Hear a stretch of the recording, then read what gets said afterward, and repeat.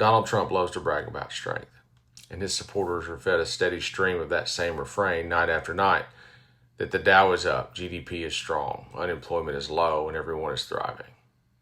They repeat it like bad scripture and believe it like worse faith, but de Tocqueville warned us 2 centuries ago that liberty rarely disappears with a bang. It doesn't arrive with jackboots and gulags. It fades under velvet, under soft despotism that bends the will without breaking it. It narrows the scope of rights until they exist more on paper than in life. That's what we're living through right now.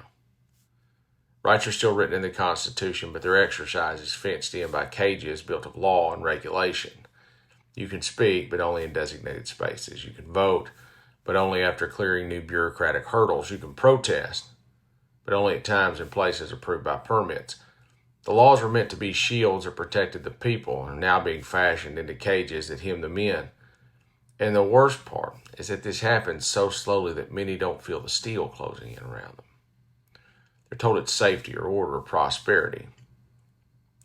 Fox News delivers the illusion daily. They talk about GDP growth as if it were proof of strength, but they never mention that the number was flattered by a collapse in imports rather than a surge of investment or wages. They trumpet unemployment as low, but they ignore that labor force participation is slipping and job quality is declining. They point to the rising wages, but leave out that after inflation, the paychecks still don't cover the groceries, the rent, or the health care. Numbers without context become weapons. They are technically accurate, but they are stripped of meaning. They're used to keep people quiet, not to tell them the truth. And this is where the deeper betrayal lies.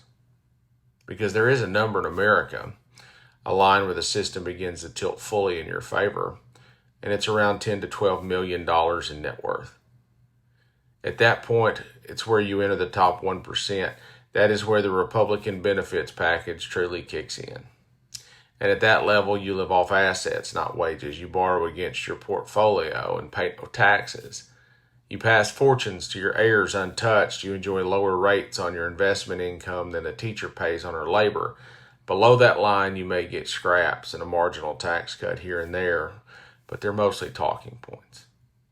No, the full weight of GOP economic policy is not built for you. It is built for them. So if you are below that threshold and cheering for these policies, you are not voting in your own interest. You are protecting the privileges of people who will never know your life, and they'll never fight your battles. That is what de Tocqueville called the slow suffocation of liberty. That citizens are not stripped of rights outright, that they are left with the illusion of rights while the practice is narrowed and the power is consolidated at the top. Debate is no longer for the good of the whole. It is merely theater for the few that benefit. Laws are not written to expand freedom. They are written to manage behavior. The people are told they are free because they can still vote, shop, and speak, but the institutions that once shielded them are being bent into cages to keep them docile. The economy itself is being hollowed out the exact same way. It doesn't come as one whole. It comes in pieces, in indices, and aggregates that hide more than they reveal. The GDP can rise while real wages fall. The stock market can soar while half the country owns less than 1% of it.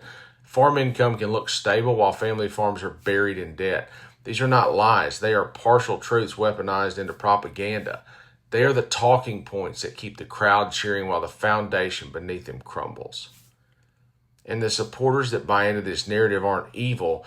They're just fed a diet of charts and slogans that never show the rot beneath it.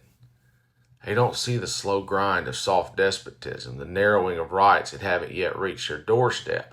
They don't notice the consolidation of power until it has already passed them by. They don't realize the prosperity they celebrate is confined to the top while the rest of us fight to keep our heads above water. That is the real danger. Not overnight collapse, but suffocation over years. Not tyranny in its naked form, but demagoguery softened by bureaucracy. A velvet cage that feels safe until you try to move beyond its bars. And by the time that people realize the shield has become a cage, the door's already been shut. Defiance till death.